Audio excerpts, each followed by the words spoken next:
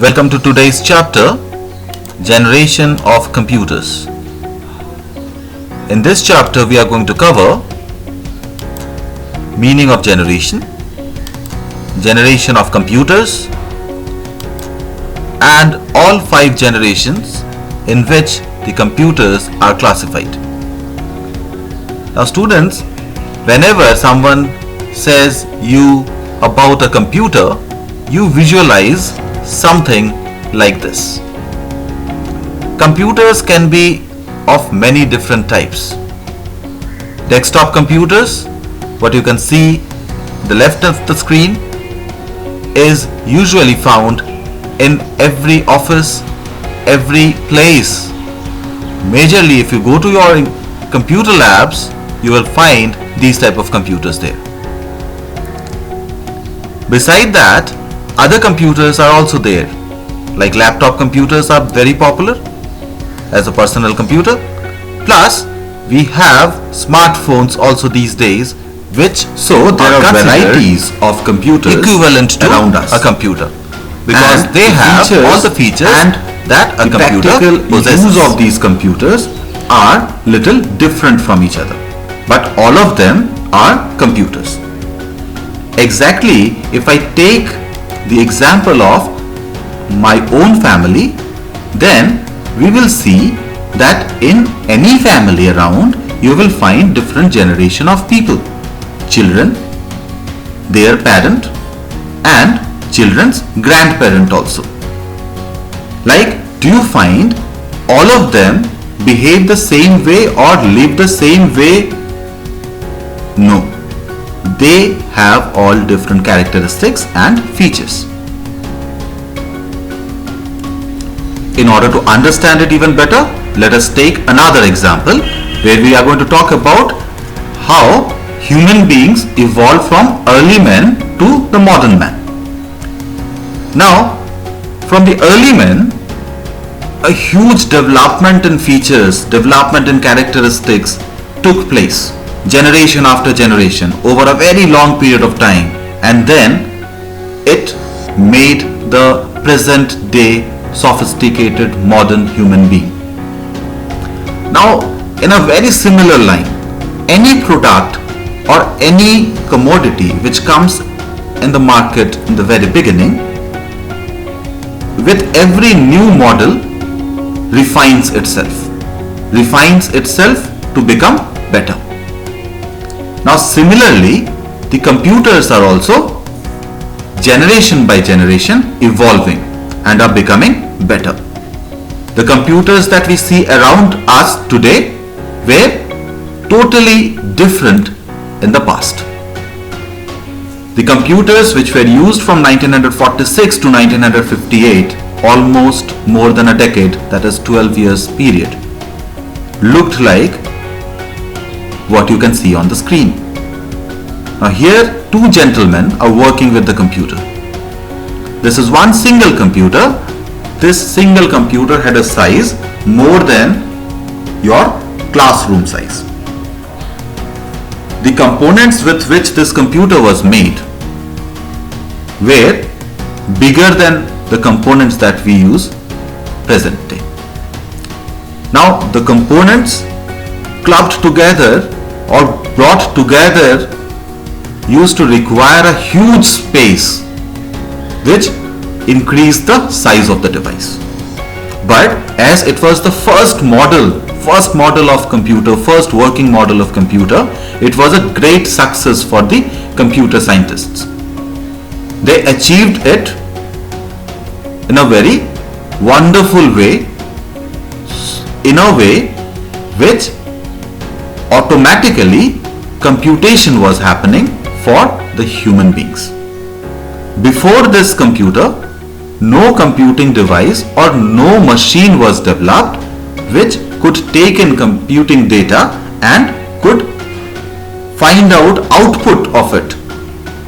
So this was the first computer and was taken as the first success in this field. But the problem with this computer was so big, and we are going to talk about little more in this chapter in the coming slides. Now, after 12 years, that means 1946 to 1958, after a prolonged research work by the computer scientists, this first generation computers changed to second generation computer. Now in second generation computer, what you can see, size has reduced to some extent. Technology also changed. But is it of the same size what we see in our computer labs or at our homes? No. These computers were also not very small or very easy to operate. Like first generation computers, this was also big enough, not as big as first generation computers, but was big enough and was not a computing device which could be brought to our household works. Now the second generation computer also did not last forever. From 1959 to 1965 it lasted, and then it evolved to the third generation computers, which lasted from 1965 to 1970. Now the technology what in the first generation computers were used completely changed in the second generation, and from second generation the technology again changed to something else and evolved the third generation language, third generation computers. Now from this third generation computers, this fourth generation computers evolved. Now this is something which we see around us.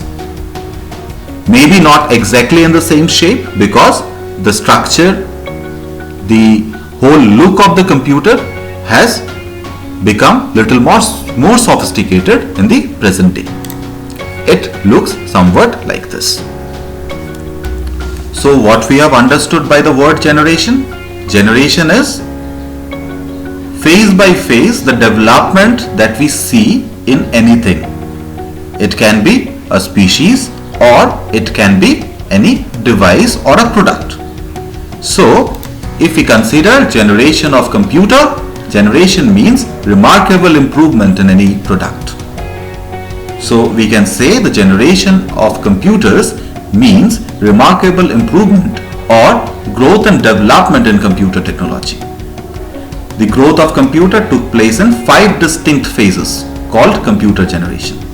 Now if you remember, in one of our previous slides we have seen the first generation computer to the fourth generation computer. Now here we are going to discuss 5 different generations. The 5th generation of computers will be discussed at the end of the chapter. The different computer generations are categorized according to their technology of basic computing elements. That means when we have seen from the first generation computers, the whole technology changed and shifted to some new technology which evolved as the second generation computers. From second generation computers, again technology changed. There was improvement, there was development in the features, characteristics of the computing device. It made the third generation computers ready. From third generation computers, it made the present generation computer, that is the fourth generation computers. Now let us in details talk about each generation of computers. So the first generation computers were used between 1946 to 1958. As we have already discussed that before this no computing device was there which were made for computing output for human problems in an automatic way, The first generation of computers used machine level language. I will talk about it a little while from now. But before that, let us see the basic components with which the first generation computers were built. Can you see those bulb-like things? These were known as vacuum tubes. These were the primary element of the first generation computers. If you see, there is a scale beside that. Now that scale what I have kept is going to give us the idea about the size of that component. So the vacuum tube was around 5 to 6 centimeters. Ranging from that, it somewhere went to 10 or 15 centimeter also. So it was around your small scale size. Now just imagine if various vacuum tubes in huge quantity is required in making the first generation computer. Definitely the size of the computer is going to go very big. So few of the features of first generation computers are the size of the computer was very big. We have already seen that the size of the first generation computer was as big as your classroom, sometimes even bigger than your classroom. Now second feature is what? They were very slow. But we should not blame. Why? Because compared to today's speed of computers, we can say that it is slow. But if someone at that period of time who was using that computer in 1946 definitely would have appreciated that computer, because before that there were no tools which could make the human work of computation easier. Now, what was the reason that they were slow? The reason was the speed in which the data was put into the computer and the speed in which the instructions are given to the computer. The whole process was very slow compared to today's speed. Now if you see, machine level language was used by the first generation computers. Now machine level language is a kind of language which we human beings cannot directly understand. What we communicate with is our own natural languages like English, Hindi or any language, mother tongue at our homes. Now these languages needs to be coded into machine level language. So some very specialist in this field used to take the instructions what we want the computer to do, translated into the machine level language form. That was very time taking. The data what we needed to feed in, that was also very time taking. So overall, if you see, starting from the feeding in of data, feeding in of instruction and processing, the whole thing was slow. So overall speed of the first generation computers were very slow. Now next thing is, it was very expensive. Now why? What's the reason behind the high price of that computer? Those vacuum tubes were the basic fundamental components of that computer. Now just imagine when computers were operated, these vacuum tubes used to generate huge heat. Due to this heat, sometimes these vacuum tubes used to burst. Now, if the vacuum tubes used to get like damaged again and again, for repairing a huge cost is going to be involved. Plus the amount of current consumption, electric current consumption, electricity consumption was so high that these devices required spatial setup, and that was the reason behind its high cost. So these computers were very costly plus very expensive to work with. They were based on vacuum tubes, and the common examples of first generation computers are electronic numerical integrator and computer, which is also known as ENIAC, electronic discrete variable automatic computer, which is known as EDVAC, and universal automatic computer, which was the most popular first generation computers. which is also known as UNIVAC. And then IBM's 650 and 701 model was also very popular in this generation. Now we will be talking about the drawbacks of this first generation computers. To some extent, the size, the speed, the expenses, this already have given you the idea that what all drawbacks it might have. So we are going to discuss it in the next slide. So the drawbacks of first generation computers. The first drawback was produced a lot of heat. And what was the reason behind this? The reason was the vacuum tubes. Whenever electric current used to reach the vacuum tubes, it used to heat up. And to some extent, it sometimes used to get melted also. It used to burst sometimes. So the second drawback is what? They were not reliable. They were not reliable means, the word reliable means something on which you cannot trust or you cannot depend. Like these computers were completely based on vacuum tubes, and vacuum tubes used to generate heat, and after generating huge heat, sometimes it used to burn or it used to collapse itself. So now just imagine if someone has given some task to the computer and computer just started, and after some time it started breaking down the vacuum tubes. Do you think the computer will work anymore? No. The computer is going to stop that time. So there was no guarantee that it is going to produce the output. So for the same purpose, it was found that the first generation computers needs refinement. Whenever we find some problem in the existing technology, we start finding out the better technology to improve it. Now the last feature here, what we can see is the use of machine language made the operation very slow. This we have already discussed. The machine level language was not the conventional language what we humans use.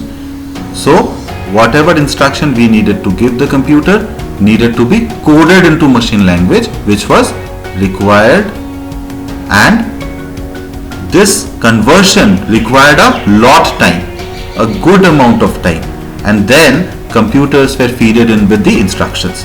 So the whole process of converting this instruction into machine level language made the whole process slow. Now here the image that you can see was the Department of US Census Bureau. When in America the computers were used for Census Bureau, there was a department. The work of that department is to count the population of US. Now I'll move to the second generation of computers. Now in second generation of computers, second generation evolved in the year 1959, started, and then it lasted till 1965. Now in this generation of computers, the computers were not built using vacuum tubes, rather transistors were used. Now can you see the size of the transistors? They are small, and you just can understand by the shape and the structure of the transistor that like vacuum tubes, these are not going to be heated up to that extent. And the size of the vacuum tube, size of the transistor makes a clear-cut connection between the first generation computer size and second generation computer size. Now we are going to talk about the features. Features of second generation computers. Comparatively much smaller than first generation computers. The reason we know, because the transistors which were used were smaller in size. Speed was still low, but better than vacuum tube computers. Vacuum tube computers means the first generation computers. Remember students, first generation computers are often termed as vacuum tube computers. Now if someone asks you what is vacuum tube computers, you will say that vacuum tube computers are the first generation computers which were based on vacuum tubes. Now memory was less. Now these computers of second generation computers, although were better than first generation, but the memory, the storage ability, the data what it can store was very less. Based on transistors, reliable than vacuum tube computers. Why reliable? Because we have understood the whole working principle of a vacuum tube, where vacuum tubes used to get heated up to that extent where it used to burn itself. In case of transistors, heat was not that constraint or that restricting reason which can make it unreliable. So these computers were more reliable. Now common examples are Mark III, IBM 140, IBM 1620, IBM 7094, Leo CDC 1604, CDC 3600. Now this generation of computers were faster than the first generation computers because the instructions now were not given in machine level. It was given in high level language. High level languages are those languages with which we write programs.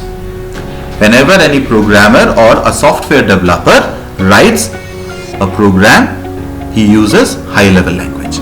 Now Fortran and COBOL, these were the basic languages that were used in second generation computers. Now I will take you to the drawbacks of second generation computers. Now second generation computers here again produced a lot of heat. Now compared to first generation computers, the heat was less, but compared to today's computers, if you compare the heat today's computers produce, the second generation computers produced a lot more heat than today's computers. They were still slow. The storage ability, the memory was very low. So altogether what we can see is from first generation computers, second generation computers were better, and drastically size changed, size reduced because of transferring the basic technology of vacuum tubes to transistors. Now let us see the third generation of computers. The third generation of computers were found between 1965 to 1970, and these computers used integrated circuits, which are also known as semiconductor chips. Now I have shown you this integrated circuit here. Can you see the black jacketed small multiple legged component which is around 4 to 5 centimeter in length and 1 centimeter in breadth and around half a centimeter in height. Now this small component is actually multiple circuits brought together in one single block. One integrated circuit was capable of doing the work of hundreds and hundreds of transistors. Now you can imagine when from first generation computers vacuum tubes were changed to transistor in the second generation computers, the size reduced. Now again, if so many transistors can be accumulated or can be brought inside one integrated circuit, again from second generation computers, the third generation computers also should reduce in size. Now if we consider the capabilities, one microchip or one integrated circuit is capable of doing the work of hundreds and hundreds of transistors, and one transistor was capable of performing the task of nearly 40 vacuum tubes. So when 40 vacuum tubes were replaced by one transistor, hundreds and hundreds of transistors were replaced by one microchip. Definitely the size of that device is going to reduce now. Now the heat accumulated in those transistors comparatively here in the integrated circuit, it was very low. So the temperature what the integrated circuit used to produce, or the heat that it used to produce, was not damaging in the sense, as we have seen in the first generation computers, vacuum tubes itself used to break down because of high temperature, because of heat, and transistors were also heated up, but not to that extent that always they used to melt or they used to break down. But these ICs are even better in that context, because these are something which accumulate or produce very less heat. Now let us talk about the features of third generation computers. Now the third generation computers were smaller than the second generation computers. Why it was smaller, we have already discussed. Now more reliable. Why more reliable? Because these microchips were very strong, stronger than transistors and vacuum tubes. So there was a guarantee that suddenly it is not going to break down. Now integrated circuits instead of individual transistors were used. So one transistor altogether used to make a very heavy circuit. Now work of many transistors together can be done by one integrated circuit. So the size also will reduce, the electricity consumption also is going to reduce, and it is going to reduce the maintenance cost also. So it became smaller. The fourth feature is it became smaller, cheaper, more efficient and faster than second generation computers. Now something in the fifth feature you will see is very similar to what we have seen in the second generation computers. So like second generation computers, third generation computers also continued using languages like Fortran and COBOL. But one very brilliant improvement was there in third generation computers, that was introduction of magnetic storage. Now magnetic storage is something where you can store data, and store data in very high quantity. So in first generation computers and second generation computers, the data storage ability was very limited. But when magnetic tapes and magnetic storage media got introduced in the third generation computers, the quantity of data what computer can store or computer can work with increased a lot. Now few common examples are IBM 360, ICL 1900 and CDC. Now let us talk about some of the drawbacks of the third generation language.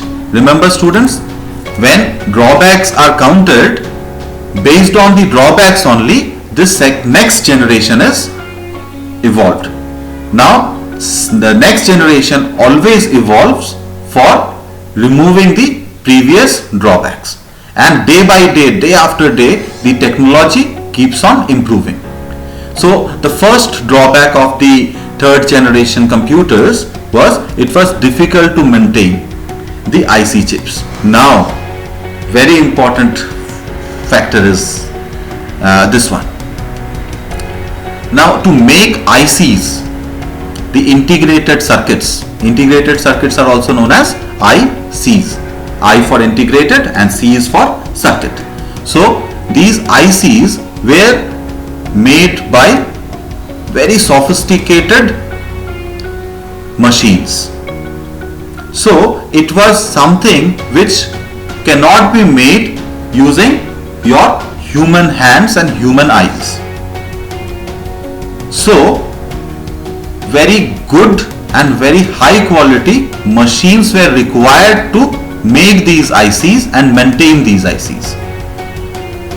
If any IC breaks down by any chance, to repair it again a very sophisticated machine was required, and those sophisticated technology was not very common and available everywhere.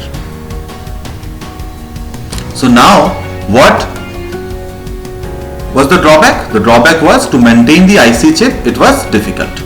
The second drawback is what? Highly sophisticated technology was needed for IC chip manufacturing. So be it manufacturing or be it maintenance, highly sophisticated technology was needed. And cooling or air conditioning was required. Now these ICs were to some extent dependent on air cooling. If air keeps on being cooled, then the temperature that the ICs produce can be exhausted easily. So in order to answer these drawbacks, the fourth generation computers were made. Now what is special in the fourth generation computers? Let us see. So fourth generation computers, which started from 1971, and at present also the computers that we see around us belongs to fourth generation computers. Now these computers were based on microprocessors. Now what are these microprocessors? These microprocessors are even more integrated than the ICs. Now what we have learned in the past from vacuum tubes, 40 vacuum tubes can be replaced by one transistor. Now hundreds and hundreds of transistors together in form of multiple circuits can be replaced by one IC. Now many ICs together can be replaced by one single microprocessor.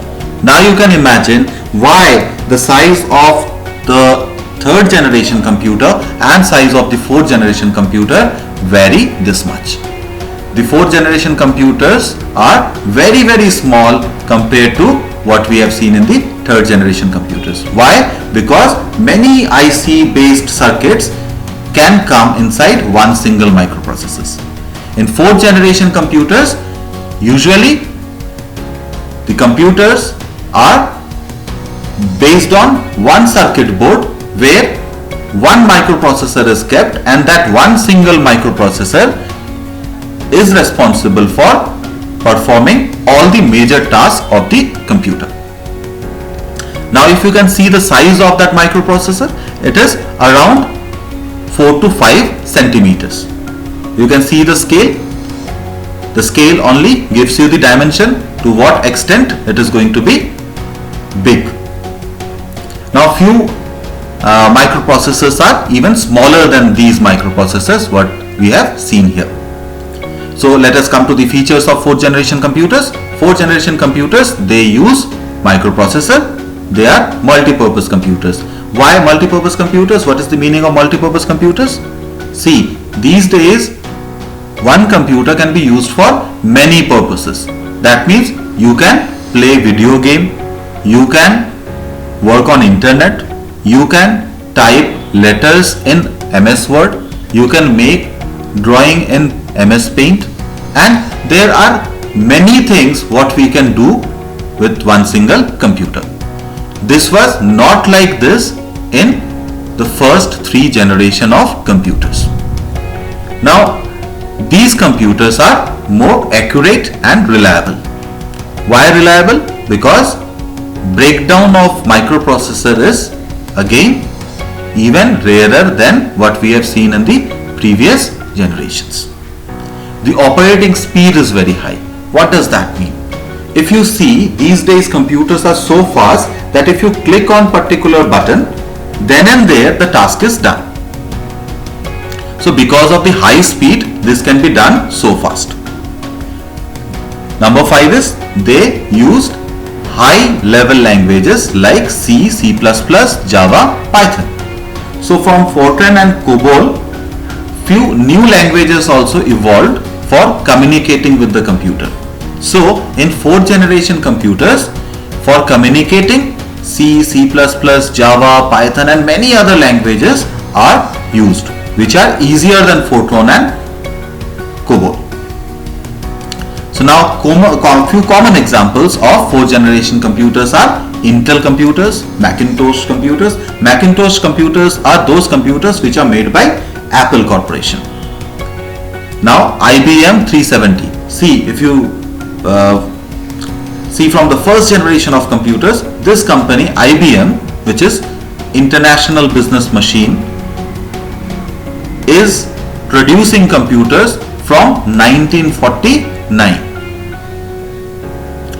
So IBM is a very old company which started with the development of computers, and even today they are into the same field of manufacturing computers. And this IBM only made the first computer which was made in 1984 and can be used as personal computer. Earlier, before 1984, there was no computer which could be used in homes or small offices. All the computers what were there were used in research centers, big offices, big departments where research work used to take place. Now let us talk about the drawbacks of fourth generation computers. See, fourth generation computers, although is the best among all four generations so far, but also has some demerits which in subsequent generation we are going to be finding that those drawbacks are also removed from the computers. Now the first drawback is what? High quality and reliable system or technology can only make the ICs. Now again see, the ICs and the microprocessors are only built using very high quality devices. We cannot, with human hand and with human eyes, cannot make microprocessors. So we need very high quality system for making a microprocessor or repairing a microprocessor. Now cooling is required. So this microprocessor also, as the whole big computer's circuitry is shrinked, is reduced to a very small size, the heat accumulated is very high there. So that also needs to be cooled. Now if we don't cool it off, if we allow the temperature to rise, what will happen? Same thing what we have seen in the case of vacuum tubes. The microprocessors are going to be heated up to that extent that it is going to start burning itself. The last drawback here, what we have listed here, is the latest technology is required for manufacturing of microprocessors. So microprocessors cannot be easily made, so will require very costly setup. So this is all till fourth generation of computers and what we think of computers. Now I will be telling you about few more interesting facts about the computers generations. Now I will take you to the fifth generation of computers. Now fifth generation of computers are the present computers and beyond. That means the computers which are there in fourth generation computing, they also are used for fifth generation computers foundation. Now fifth generation computers are based on artificial intelligence. Now what is this artificial intelligence? In fact, what is intelligence? The word intelligence is, say, if it starts raining very heavy when the school gets over, will you run to get in the bus without your umbrella, where there is no shed and where you will not be protected from the rain? One intelligent student or intelligent person will never run in the rain to get up in the bus. That means intelligence is something which helps us in taking decision, what to do, what not to do, looking at the surroundings. Students, you will clearly understand what is intelligence if you take it or if you relate it with decision making ability. When no one is around you, no elder person is around you to give you directions or give you instructions, and looking at the situation, you can decide what you should do or what you should not do. That is intelligence. Now, what is the main structure of the computer?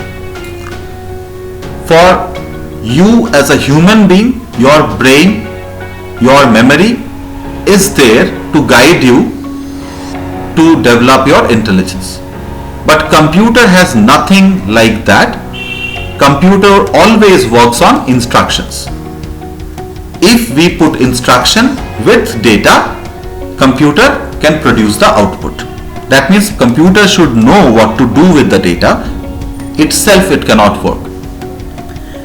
But few computer scientists, they have devised out a mechanism in which computer software will be made, where the software is going to help the computer to take decision on its own. Now this software which helps the computer to take its own decision is known as artificial intelligence software. So these 5th generation computers are based on artificial intelligence. Now what are the features of these 5th generation computers? It is ULSI. ULSI stands for Ultra Large Scale Integration. What we have seen in IC was bringing many circuits together. That is one level of integration. In microprocessors, what we have seen, many ICs were brought in together. That was second level of integration. So microprocessor was very large scale integration. And when huge number of multiprocessors together are brought into one single unit, we call it ultra large scale integration. So these 5th generation computers are now based on those types of electronic components which are ULSI technology based. Now, development of true artificial intelligence we have already discussed. Development of natural language processing. Now, how many of you are aware that your Android phone can talk to you? Have you ever seen Google Assistant or have you ever seen Siri talking to you? So Google Assistant and Siri, these are all what? These are all true artificial intelligence based software which can take our own language. We don't need computer language now to instruct a computer. We can speak in English. We can sometimes speak in Hindi also.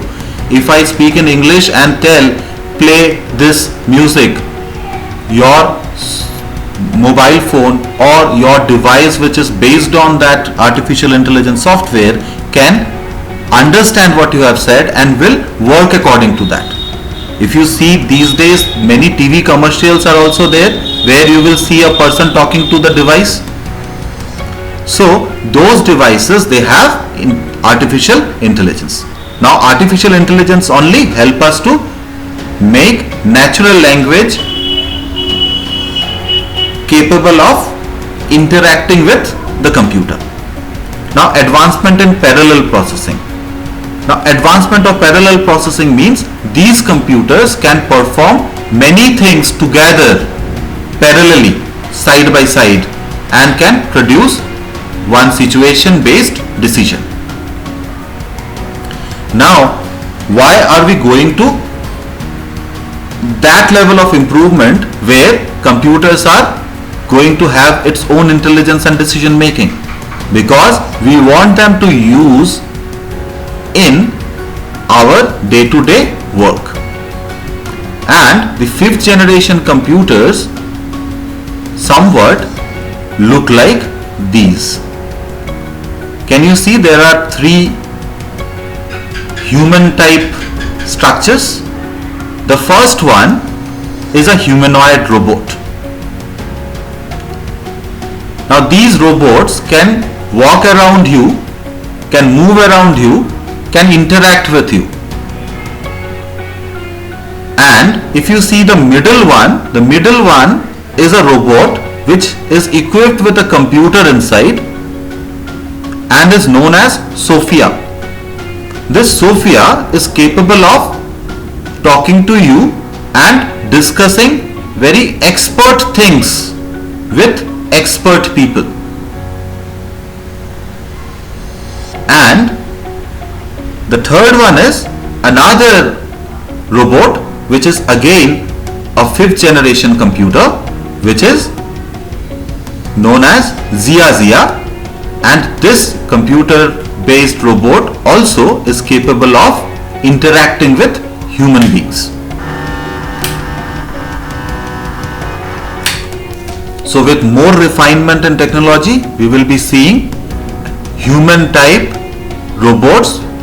Those will be based on 5th generation computers and will be capable of working in many fields.